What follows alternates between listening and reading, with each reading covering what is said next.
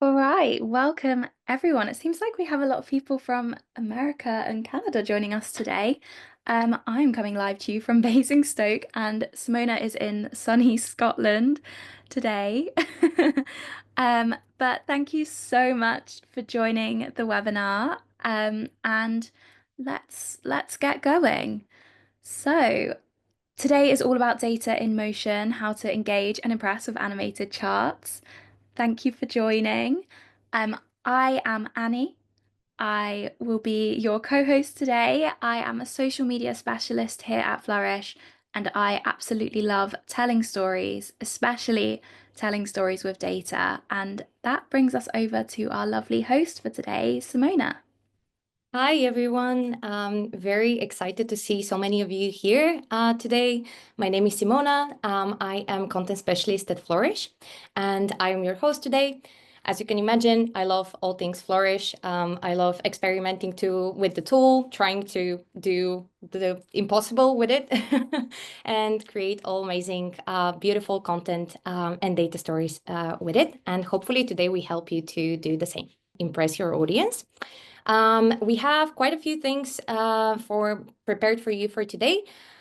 So we're going to start with a bit of kind of like a theoretical part, which is how animation transforms data storytelling. And I say theoretical, but actually this section is just like filled with examples, different things that you can do to kind of like incorporate motion in your charts and graphs.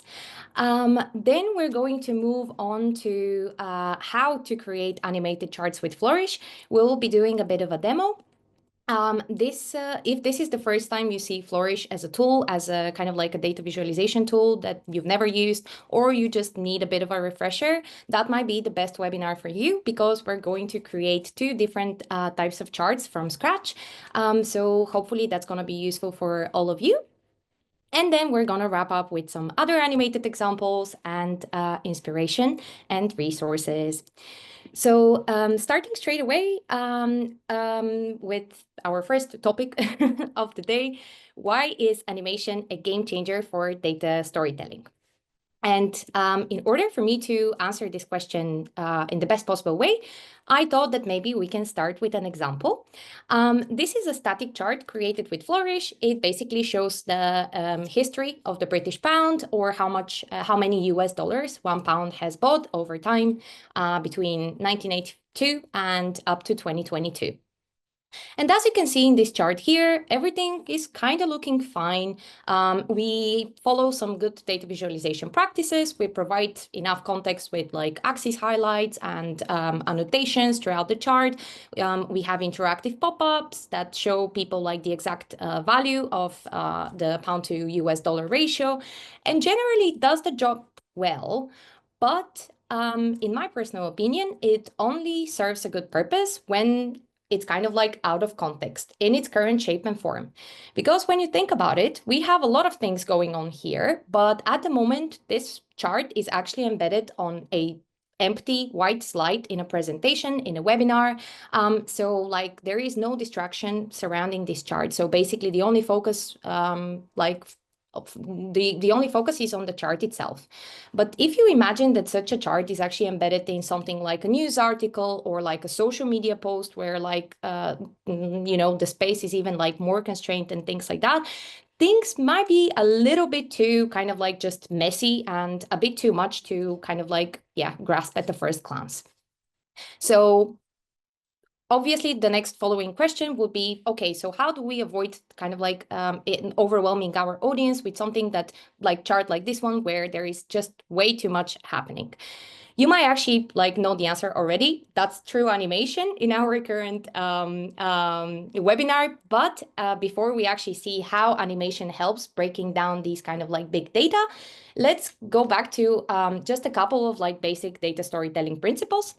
I'm sure for those of you who have already joined previous webinars, like webinars of Flourish, you have already seen this slide, and I'm pretty sure that you'll keep seeing this slide in the future, but that's because it's really important. And this question alone is one of the most important questions when it comes to data, like visualizing any data. And that's, how do I tell a good data story? And the answer to that question is actually through your hook. by finding your hook. And the hook in data visualization is something that's basically worth reporting on. That could be a moment of change, it could be an interesting point, or an unexpected pattern. And the problem comes when your data has all of them, for example, or two of them, and you need to break things a little bit to make sure that the reader fully grasps your message. And the good news is that animation can help you with this exact problem. So if we take a look at the same example, here is like our line chart again, but this time this is in a Flourish story. So a Flourish story is kind of like working like a presentation, like a slide deck, but instead of having like different pages, as we have like, for example, for this webinar generally, the Flourish story allows you to create different states of the same or different charts that kind of like tell a cohesive narrative. So in our case, for example, we can start with like this view of our chart, but then what we can do is actually we can zoom in into a specific chunk of time. Like in our case here, we're like zooming in between 1982 and the late and the late 80s. And here we have an axis highlight that shows like that the pound to dollar rate has actually reached an all-time low in February 1985. And this is something that you might not actually notice, which is actually quite crucial for our current chart in its kind of like initial shape and form. Then we can continue by providing more context, moving further down in time. We're going to the early 1990s, where we can see that another major crisis has occurred, which is the Black Wednesday.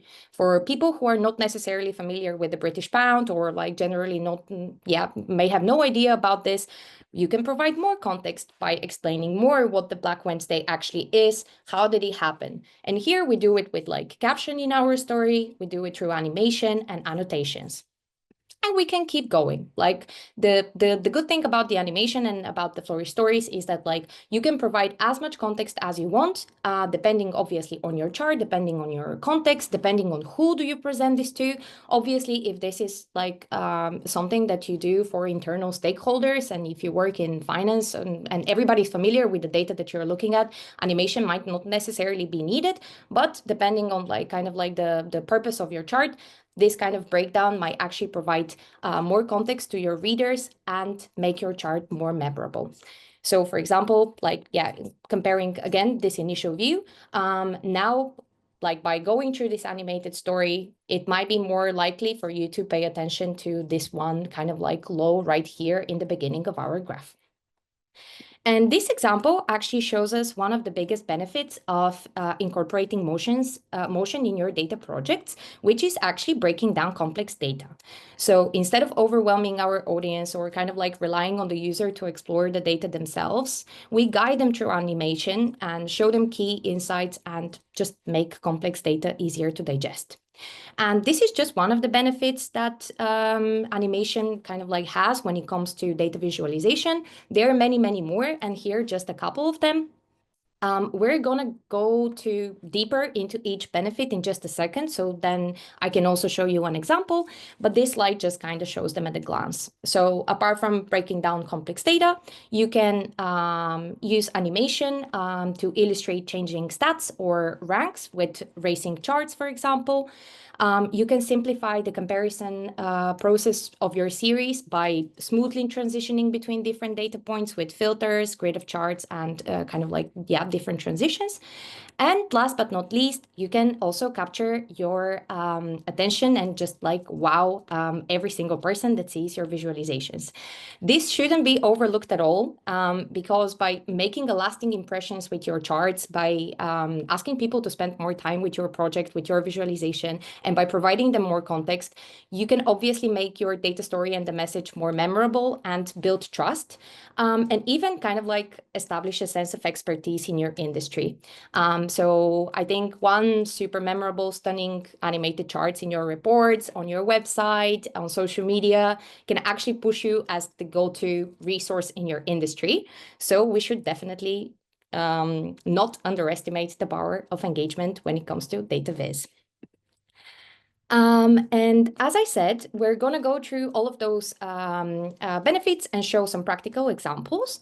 But before that, I just wanted to stop here for a second and talk a little bit about when is animation must and when is actually more of a nice to have. Um, because animation is a very powerful tool in data storytelling, but as with any tool and any kind of like method of visualizing data, it works best when it's used with intention. So the goal is to make things simple, not introduce unnecessary movement just for the sake of it. And what I mean by this is that if your data set is initially complex and it will benefit from breaking down a little bit, as we just saw right now. Or, for example, you want to highlight key patterns and just generally guide interpretation, like with different transitions between your charts, then animation is definitely needed. But when you have like simpler charts, such as our example here, maybe animation will actually make this chart and kind of like the inside of this chart slightly more complex than it should be. Because at the moment here, let's say that in this particular example, the goal is to show that Argentina is the most recent winner of the World Cup and it has this specific number of titles throughout. And here is the comparison with all the other winners of the World Cup ever. So in that case, maybe this is a very simple, very straightforward and easy to read chart. And in this case, maybe we don't necessarily need motion at all. Here, instead, what we need is an effective use of color and effective use of text in our header so that every single person that sees this chart at the for the first time can immediately grasp what's the insight. And we in Flourish provide like a lot of guidance on different ways to kind of like make your visualizations more effective. So obviously color and text is one of, are just two of them. And of course, animation is another one. But yeah, so like long story short, if you're wondering, the question is not how do I animate my chart? The question is rather, would animation help me tell a better data story? So yeah, now we have this out of the way. Let's continue quickly with actually seeing some examples. With the previous benefits that we just briefly kind of like touched upon, here we have yet another example of how animation can help break down complex data sets. And this again is utilizing the Flourish stories. Today, in both of our demos, we're actually going to create a Flourish story. So by the end of today's webinar, you will be more familiar with this kind of like feature in Flourish. But in this kind of example here, again, we have a very similar structure where we have movie set accidents across like almost 100 years of cinema. And each bubble represents a movie colored by the outcome of the accidents. So for example, this is a fantastic chart to kind of like explore by yourself if you have the time. But because I have created this chart, and obviously the reason why I'm making this chart is to like tell some sort of a story. I am most familiar with the data in its current shape and format, so why wouldn't I give more visual clues and like provide more context to the reader? And we can do this by creating, again, like very simple axis highlight that the most accidents have actually occurred in the 80s. If this is of any interest to the reader, they can zoom in further, again, breaking down the timeline by decade, for example. And here we can see that the biggest kind of like accident across like any movie set has happened during the production of Roar, where 70 people were injured by untrained animals on set. So we point the attention to kind of like the biggest accident in that decade.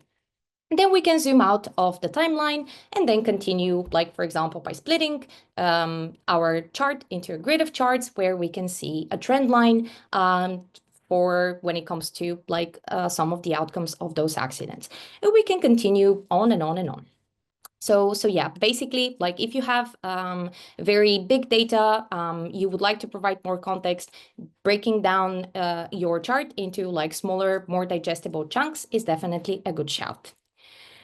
When it comes to another benefit, which is to illustrate changing stats or ranks, we cannot talk about like generally motion in data visualization without talking about racing charts.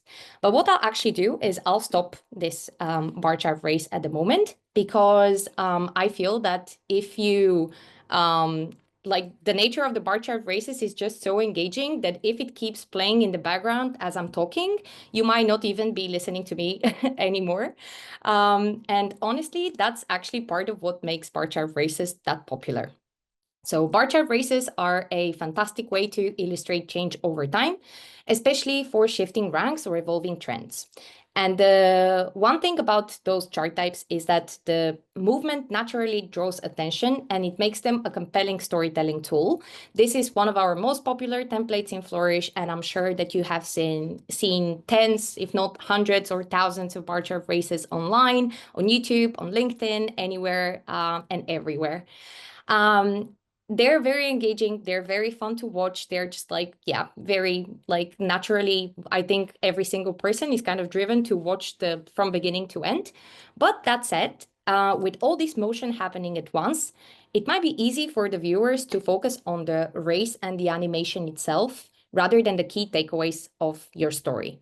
So, like in this example, we've already kind of like been towards the almost the very end of the bar chart race. But do you actually remember how many goals Italy had by 2002 or whatever? Likely not. And of course, that's not the point of having this chart and to visualize the data in this kind of like shape and format. But like, yeah, it's good to remember that with this specific template, it might be easy for the viewers to focus on the race rather than the key takeaways. So whenever we're talking about bar chart races, it's good for you to kind of like remember these four like very basic tips. The first one is to limit the number of categories. So like don't use like 50 series, 50 countries, 50 people racing companies in your bar chart race. Limit to 10 to 12 series maximum, because otherwise things are getting way too messy and just like very complex. Another plus might be to slow down the animation speed, because then the viewer has more time to digest what's actually happening in the end. You can always add context with captions. So the Flourish bar chart race actually supports timed captions. So for example, you can add kind of like a dynamic annotation that says between this year and that year, something has happened. And last but not least, use them sparingly. So if the goal is to engage your audience, if you really want to kind of like attract attention on you have or you have a more light-hearted data set that you kind of like would like to visualize in a more dynamic, more engaging way, that might be a really, or you need an icebreaker, for example, for a report, for a presentation, that's a really good shout. But if you kind of like want to focus the attention on specific time series or like specific point of your chart, maybe you can consider a different chart type. And one such chart type might actually be the way I like to call it, the bar chart race's cousin, which is the line chart race. Because the line chart race for me takes a slightly more structured approach. Basically, it works similarly to the bar chart race in that it shows rankings over time, but what makes it really useful, and for me, especially in the reveal mode, as we have like our chart here, is that the x-axis stays visible throughout from the beginning till the very end of my visualization. And this means that instead of like only seeing data for each time steps, we kind of get to see the timeline, the full timeline by the end. So like if I play the visualization again, you will see here we're looking at like the total points for like different countries during the Eurovision. And here we have everything from 2016, slowly, all the way up to 2023, for example. So in this way, we can actually kind of like get a better idea of like where did each country start and how does it end. And this kind of solves one of the biggest challenges of bar chart races, where everything is constantly shifting, like to be a bit harder to retain the full picture. But with the line chart race, this can actually be possible. So yeah, when it comes to changing stats or ranks, again, racing charts can be one of your best friends. Continuing with yet another benefit of incorporating motion, this is rather kind of like more of a benefit of other features rather than animation on its own. But I think it's still really good to mention. And what I'm talking about here is transitioning. So this is kind of like one of the most effective ways to use motion in data visualization. So in this case, for example, here on the right, we have this bar chart that's split into grid of charts, also called small multiples, for kind of like clearer pattern visibility and structure. So for example, here we have films on the left and TV series on the right. And we have like a variety of filters. If I play this time slider, for example, this is an interactive control that 99% of our Flourish charts come with. You will see that kind of like my bars are like transitioning from one view to another, like from one date to another.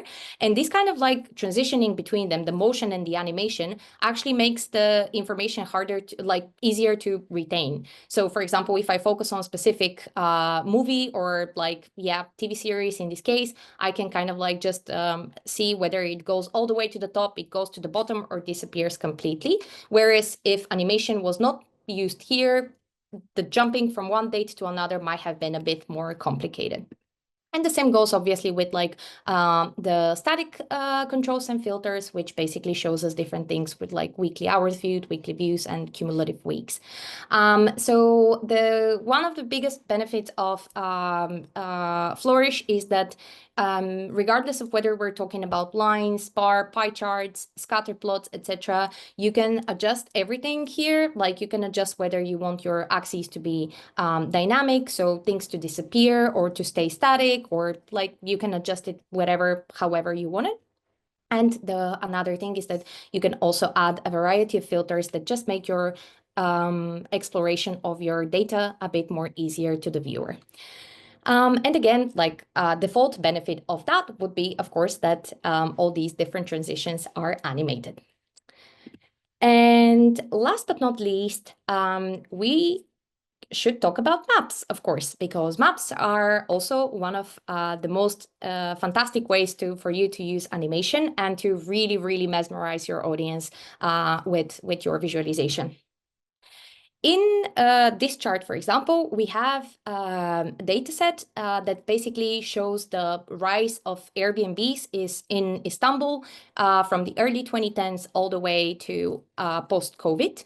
And in this visualization, for example, we have yet again used the Flourish story, where you get this like super cool effect, which first of all allows you to focus at a specific chunks of both your map and your timeline, as you will notice here, where we have only the data from 2012 to 2016 playing.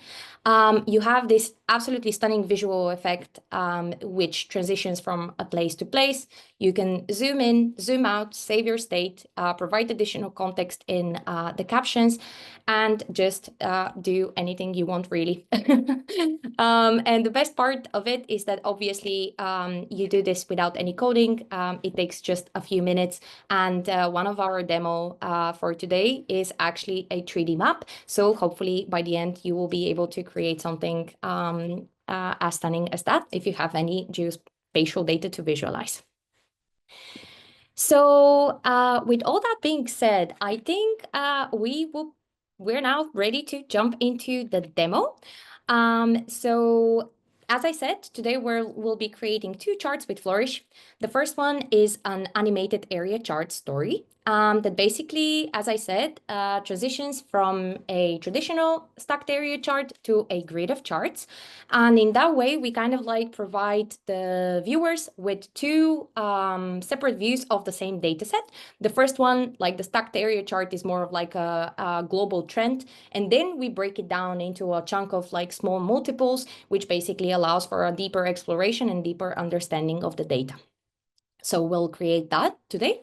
And the second thing, as I said, is animated maps with annotations. So we will be using our 3D map template to create this kind of like animated map story that hopefully it's fun to look and to create.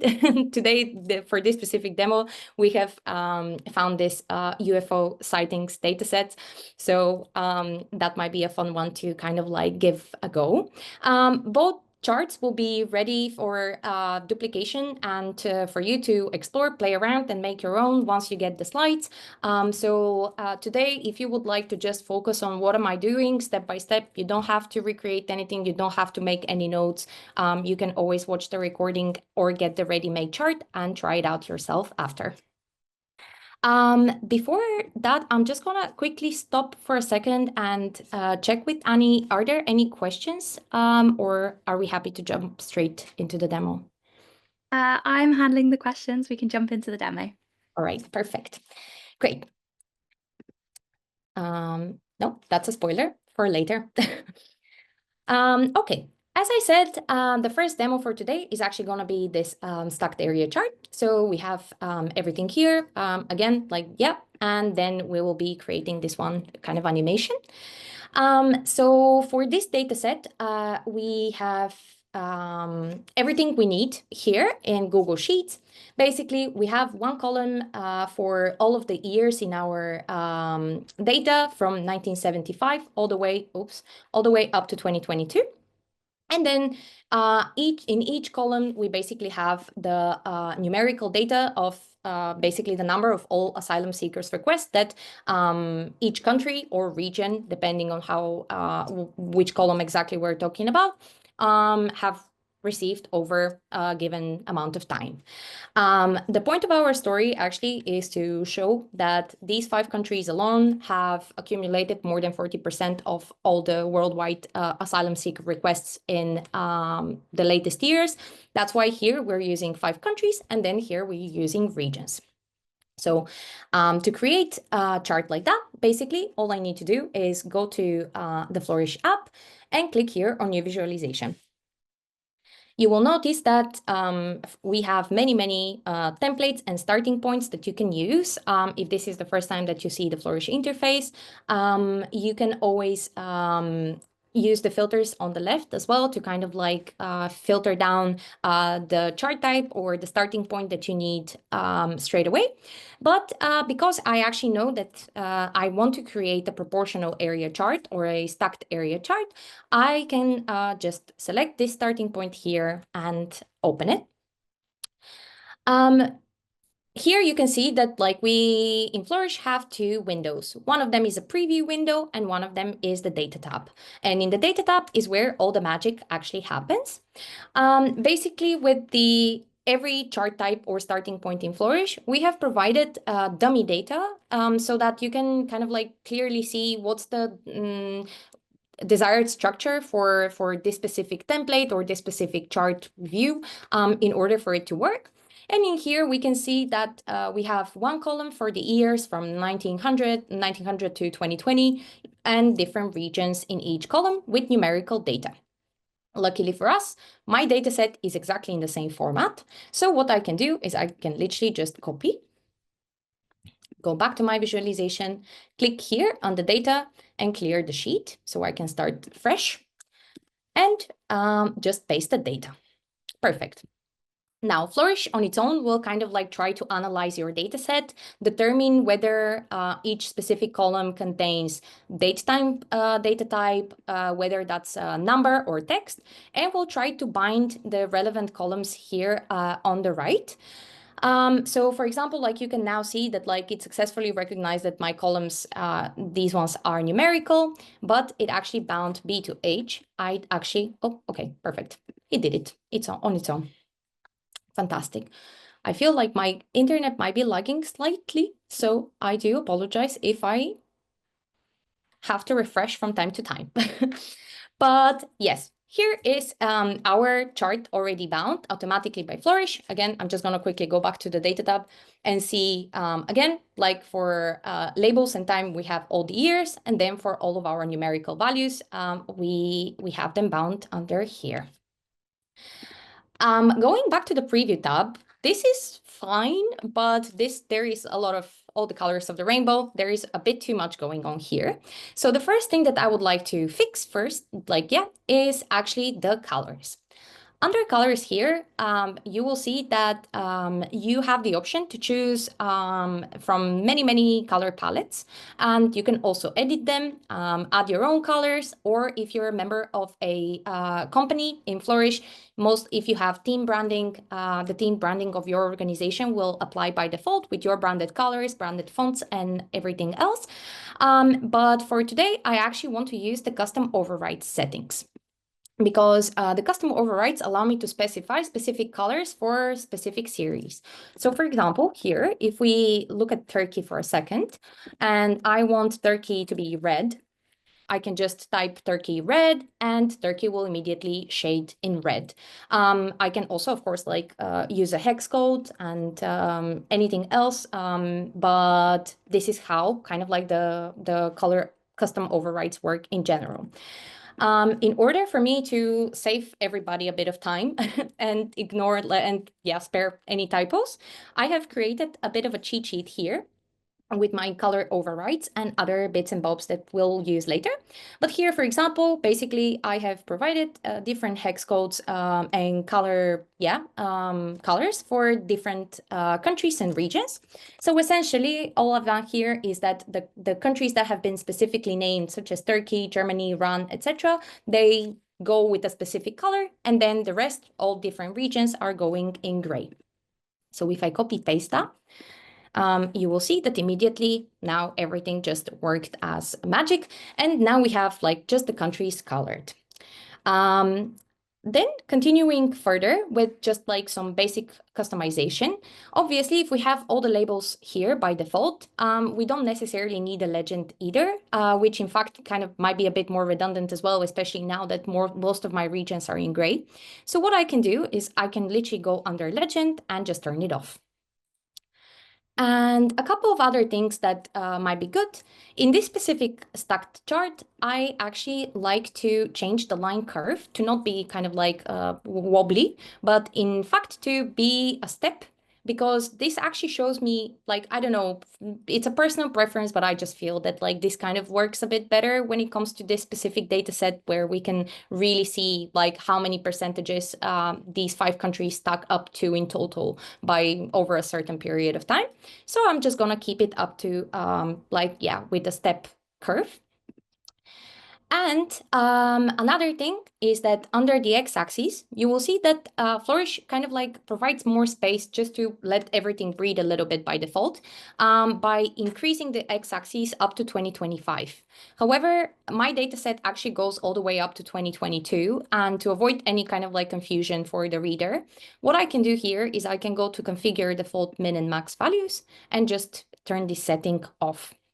And in that way, kind of like things are going to be looking a bit more structured and organized. And last but not least, we need to provide kind of like some visual clue of what are users, like viewers, seeing on screen when it comes to the y-axis, like what exactly do these values represent. And we can do this by simply adding a suffix of a percentage. Because what we're doing here is we're comparing the kind of like the stacked percentage. And simple as that, we can now see much better and like understand much better what exactly this chart tells us when it comes to the specific 5 countries in this data set. Of course, no chart is ready without a header and a subtitle. So going under the header settings here, we can just write our title and subtitle to avoid any typos. Again, I'm just going to copy paste everything from my cheat sheet, which is my header that 5 countries received over 40% of the world's asylum requests in 2022. And I'm just going to add a subtitle to provide more context. Now, this is quite big. By default, we kind of like leave the titles and the subtitles, the labels, quite big and visible for accessibility purposes.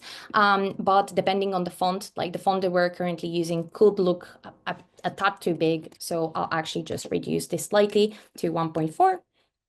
And I'll reduce the subtitle to 1.2.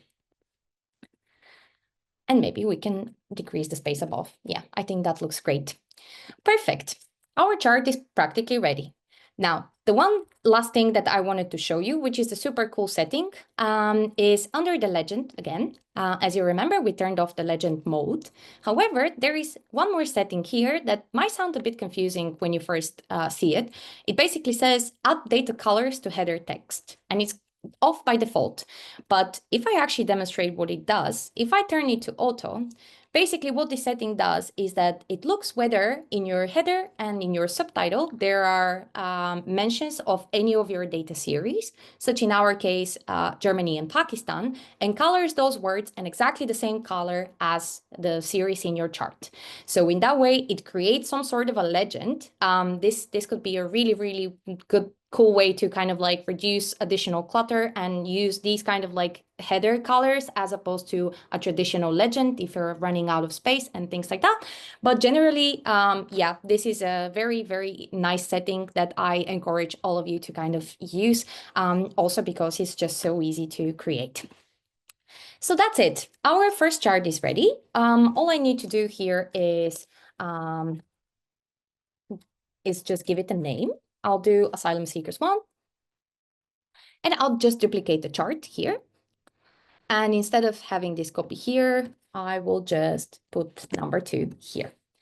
Now, the reason why I duplicated the chart, this is kind of like a very handy way for you to try and, first of all, if you need to experiment with different views of your visualization, I always recommend duplicating your chart, but also it's a really cool way for you to save some time. So now, because I want to create a grid of charts with this exact same dataset, with the exact same colors, header, etc. Instead of me creating the same chart but from scratch, all I need to do is duplicate it, then go to grid mode here and just simply select grid of charts.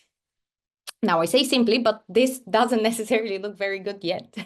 But the difference is that at the moment we have like a grid of mini charts, but all of them are stacked for up to 100% because they're split individually. All I need to do is just go over here and instead of stacked percentage, just choose a stacked chart. And in that way, we kind of like provide the viewer with like this broken down view where we now don't see percentages, but we see actual values. Now, obviously, this is not a percentage anymore because we're using the real values from our data set. So what we can do here is we can go back to the number formatting, remove the suffix of a percentage because we're actually talking about 6 million in this particular case. Go to our advanced settings. That's completely optional, but I just do like it when it comes to avoiding some sort of clutter.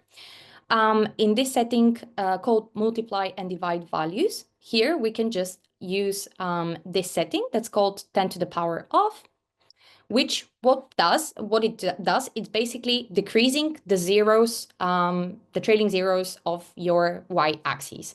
So at the moment we have 6 million in the y-axis, but if I reduce it to -6, you will see that it automatically changes to just 1 decimal. And here, instead of 6 million spelled out by numbers, what we can do is literally add a suffix of an M. And this is how we show to the viewer that we're indeed talking about 6 million. Last but not least, another very good benefit of the grid of charts is for us to actually see like a very deep dive into each specific country or region in our case. And we can do this by turning off this setting because at the moment, every single country or region stacks on this y-axis, which goes all the way up to 6 million. However, if I turn it off, you will see that now every single grid has its own kind of like little axes where like Turkey goes up to 4 million, but Southern Africa, for example, goes all the way up to 2 million because Southern Africa as a region simply has received less asylum requests than Turkey. And this is a really cool way for you to kind of like dive even deeper into your data set without creating how many, 10 different charts or whatever. But since everybody will probably agree that this is a bit too small, all I can do is like set a fixed number of columns in each chart. So for example, up to 4. And I think this looks pretty decent. Now we can actually see everything properly. Here we can hover over everything, create all these amazing things. And our grid of chart is ready. The one last thing that we have left for this demo is just to combine both of them. And we did this by, sorry, I rushed a bit too much. But basically, all we need to do is kind of like click here on this button that says create a story with this visualization, and then you will kind of like get sent straight to the story mode. Perfect, like this. And now I only need to add my first area chart. So to do this, I'm gonna click here at the bottom, new slide, choose a visualization, and I will choose my asylum seekers one. Here it is. I do want this to be first as opposed to this chart. So here what I'll do is I'll literally just drag it and drop it on top. So now that's voila, we have our first chart with a stacked area, and then that splits into a grid of charts.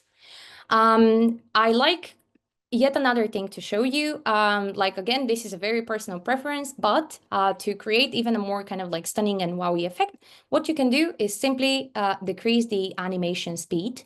Under animation, you can see that at the moment we have set the animation duration to 800 milliseconds, but I can increase it to up to 1300, for example. And here, if I refresh my chart again, you will see that my initial area chart kind of like loads very quickly, and then my grid of charts just kind of like morph a bit slower. And yeah, it just takes a second more of a time, but I think it's better looking. So that's it. This is our first kind of like animated story that tells a very insightful, insightful narrative in just 2 slides without having to create many, many different things. Moving on with our second demo, that's our map. Basically, just as a reminder, we have this animated map story that showcases whether, actually asks the question whether the United States are indeed a UFO hotspot. And then here we have this very cool and fun transitioning with annotations, providing more interesting facts about the dataset or like speculations about why something has happened, why it hasn't. So we most likely wouldn't recreate exactly the same annotations just for the sake of time, but you have access to this chart and you can duplicate and edit it and have exactly the same chart as you're seeing right here. But let's see where we're gonna get up to. So with the animated map stories, as with the our line bar pie charts, all we need to do is go here on new visualization and look for a map. What I like to do with maps in particular is actually using the filters, because you will notice that we have many, many, many maps and many starting points, including regions and different kind of like districts and anything for a lot of countries. So you can always get started with some of those. And if you want the regions for a specific country and we don't have them available at the moment, you can always email us and we will do our best to add it here to our starting points as well. But what we actually need for today is an animated point map, because we want to create a 3D map with a timeline. So I'm just going to click here. And as you can see here, again, the chart loads immediately with some sort of a data set already in there. As far as I remember, this basically shows kind of like earthquake data over time, and it works great. But we don't want to create this chart. We want our UFO chart. So if we go to the data tab, things with maps do look slightly bit different than the line bar pie, in the sense that you have a couple of sheets here. One for regions, one for points, one for lines, and one for inset maps. The good news is that in 99% of the cases, you will need the points sheet. The 3D map in particular uses latitude and longitude coordinates to kind of like visualize your points, which are really easy to obtain. You can even ask any chat model, ChatGPT or Gemini or whatever, to generate latitude and longitude in case you don't have the time or you don't have the resources available to get them. And basically uses a date to bind under start time so that we have the timeline and the animation. And it has some sort of a location or a label for us to kind of like be more specific with what exactly do we visualize. And in our data set for the UFO, although I do think that the new name of UFO is now UAP or something. So I do apologize if I'm using an outdated term. But in our data set, we have exactly the same structure. So in our first column, we have a date and time column. Then we have the city, the state, the country. Then we have the exact location and latitude and longitude coordinate. So as with my current data set, all I can do is I can literally just copy paste it, get back to my visualization and just clear the sheet and paste my chart. Now here, you will notice again that basically Flourish is kind of like binding something from what we had before in terms of like column binds. But at the moment, this is not actually really true because our latitude and longitude coordinates are in columns F and G. So what I need to do here is I can just go here under F and longitude on like column G. And you will see now that if I go back to the preview tab, basically all of our points are now here in place. The last thing, however, is that for the start time, at the moment, obviously, column C doesn't do anything. What we need bound under the time is column A. So column A here with my month, date, year, and the timestamp, so hour and minute. But interestingly enough, even if I go back to the preview tab of my 3D map, you will notice that my animation is not playing. My timeline is not working. And I am showing you this because in 80% of the time, this is kind of like the biggest struggle with the 3D map or with any animated map template. But there is a very easy way for you to actually fix the reason why this is not playing the way it should be. And the reason for this is because most likely at the moment, Flourish doesn't recognize the current date and time format that we have provided our data with. So in order for you to check whether this is the case, you can go here under points and you can see that if we scroll a little bit down, you can see this setting called date time format in data. This uses a D3 time format syntax for those of you who are familiar, and there are many options for you to choose from. Obviously, Flourish will do this automatically in a lot of the cases.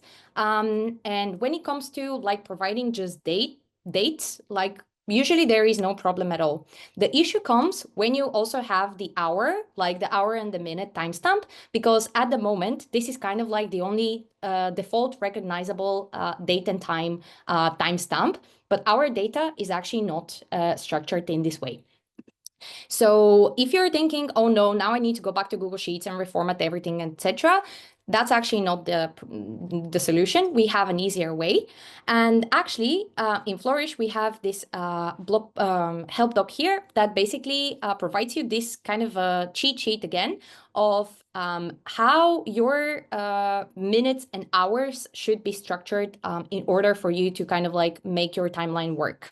So you don't have to remember it. You can always find it in the Flourish Help Center. But basically, to kind of like wrap your hand around it, maybe I can just show you with our current visualization. So basically, here we have this date time format. I'll just copy paste it here so you can see better. And what that means is that basically here we have our month, our day, our year, and then the hour and the minute. And by using the guide here in our help docs, I know that the month is basically represented by this syntax, so percentage %m, then followed by this dash here, percentage day, and then followed by another dash here, percentage year. Then we have a bit of a space between the date and the time. So I just put a space, and then here the hours and the minutes are represented by like this, H and M. So if I delete this here and leave only the syntax, I can simply add a new value here. And if I zoom out, my visualization is now playing as normal. And we have all of our dates from January up until May 2023 playing, and everything is fine, and Flourish is happy, and we are happy. So if you want to create an animated map, again, I emphasize that for me, this is literally the hardest thing when it comes to animated point maps. Everything else that I'm going to be showing you from here on is purely customization and just kind of like aesthetic things, which you can choose like based on your own personal preferences. For example, when it comes to point colors here, we can use this kind of like a bit of a neon green, like this hex code, just so like it represents more of like an alien or UFO like cliche color. We can, if I zoom in here a bit further down, you can see here that we can change the appearance of our points. So you can have them as circles as they are right now, or you can have them as pulses, which are a bit more kind of like animated and funky. So maybe we can stick to that. But of course, as I'm saying, like all of those are just cosmetic changes. They're nothing too serious with when it comes to the 3D map. As long as you have your latitude, longitude coordinates and the right date and time format, you have no problems at all. But one last thing I just wanted to tweak slightly here is actually under the timeline, because at the moment, as you can see, because my line chart is representing the same color category as my points, at the moment, this green on this gray background is just a bit too much. So what we can do here is we can go under chart settings and just remove the background so we keep it white. And for example, reduce the height to, okay, 3 is a bit too much, too little, 4. Perfect. As always, you can add a title or subtitle, but for this demo, you already know how to do this. So I'll pretend that I already have a header and I'll just skip that point for now. Instead, what I'll focus on is actually creating a story again, because this is where like all this animation comes to life. Because if you remember, like let's say that, for example, I want to focus on the United States in this specific visualization and kind of like the West. So if I do this, and if I want my visualization to stay like this when it's embedded and added to my website, for example, if I publish and embed the visualization itself, it's not actually going to save the state of my zooming or anything like that. It will just refresh. Sorry, should wait for it a bit. Yes, it will just refresh to its initial state. So basically showing the world view. However, this will change when I actually add it to a story. Because in a story mode, what I can do is I can choose to zoom into, let's say California or something like that. And if I actually refresh the story now or embed the story will actually remember where we've put our kind of like last save state. So this is a huge benefit whenever you're using stories, whether that's like with a specific filter selected or with like a specific state. That doesn't work just like that with just with maps. It works with everything else. So you can always use this handy feature. And if you actually don't want to have these like one slides, let's say that you just want to save a specific state, all you need to do here is go under slides and disable the navigation. That's everything. And now it's going to work like a visualization. However, we do need actually a story at the moment, because what we want to do is create an animated story. And in order for us to duplicate and do everything from the beginning, etc., etc., what I'll do is actually zoom out a little bit. So go back to a world view, kinda, and then duplicate my slide. And you see that immediately the same chart has duplicated. But now I can zoom in back to California, do something like this, for example. Yeah, that looks good. And now if I switch between slide 1 and slide 2, you see the stunning default transition between my two default states, where like we have this just immaculate transition between one view and another. We can take this a step further by using this annotation symbol here. Basically, in story modes, you can also add annotations in your charts. So for example, if I just click here, drag this a little bit, and type my annotation. I've already typed it out, which is here.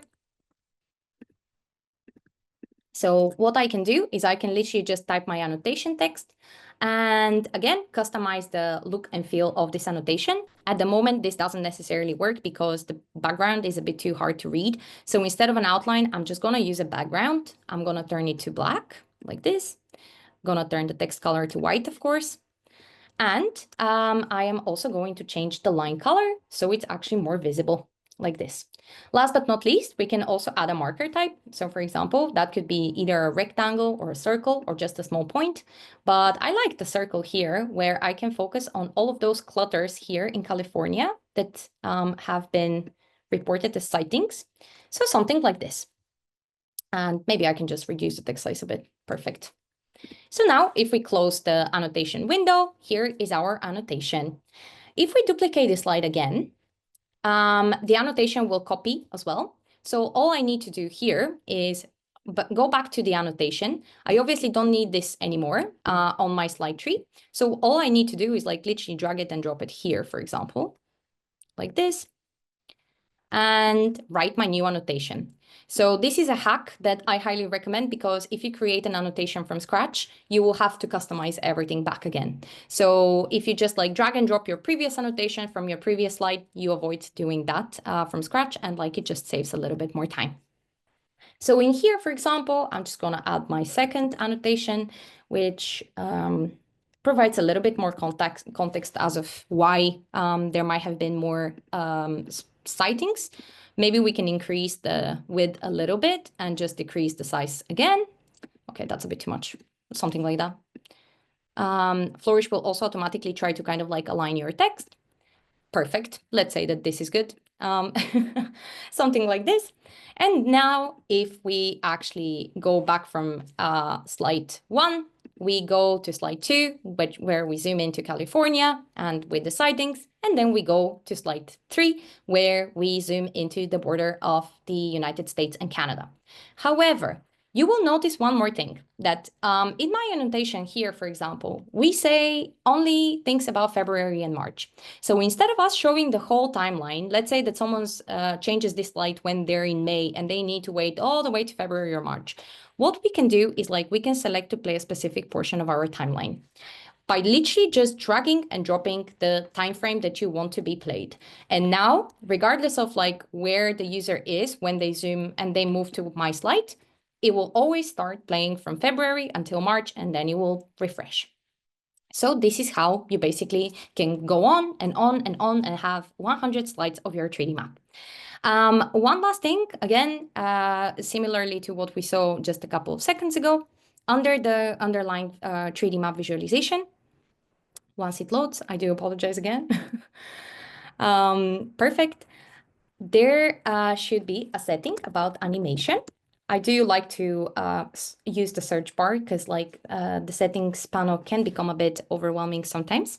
But yes, under viewport and interaction settings, you have animation again for the 3D map. So I can set it for duration in seconds to be 2 seconds, for example, as opposed to 1 second. And now our story will have even more kind of like a smooth animation from one state to another. So for example, this is state 1, then it takes 2 seconds to go to state 2, and then it takes 2 seconds to go to state 3. So that's it. This is how you basically create a 3D map, hopefully not too overwhelming or scary. And yeah. This is the end of our demo and the end of our webinar, actually. I do have just a couple more things to show you, but these are more things that come with animation out of the box, which are 3 very cool Flourish templates that I highly recommend when you're creating an animated story. All of those work super nice in a Flourish story as well, so do give them a go.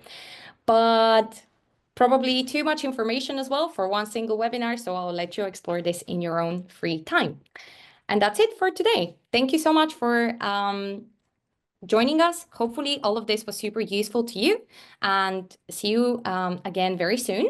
But before you go, for the core Flourish fans, I'm just gonna let Annie give some news. Hello, guys. Thank you so much for joining us today. I hope you all really enjoyed the session. Thank you so much to Simona. Just a few things in case you missed it. We now have the option to include a button for users to download the data in your charts. and also to add timestamps for when your data was last updated. You just choose whether or not you want to add this in the footer settings of any charts.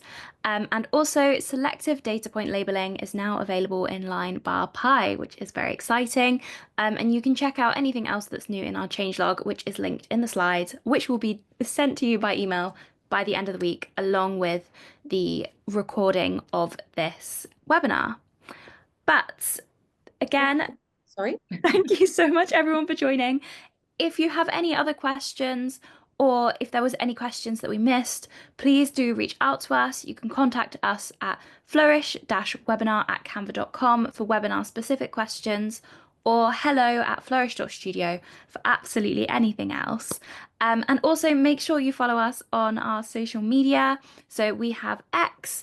I'm not going to read that username out. You guys can see it there. We are also on Instagram at Made with Flourish and on LinkedIn as well. And if you make any charts and you share them on socials, please do tag us in them. We absolutely love to see what everyone's been making. But yes, if you have any questions, do reach out to us. And I believe that is all from us today. So thank you Thank you. so much. And we will see you again next time. Perfect. Thank you.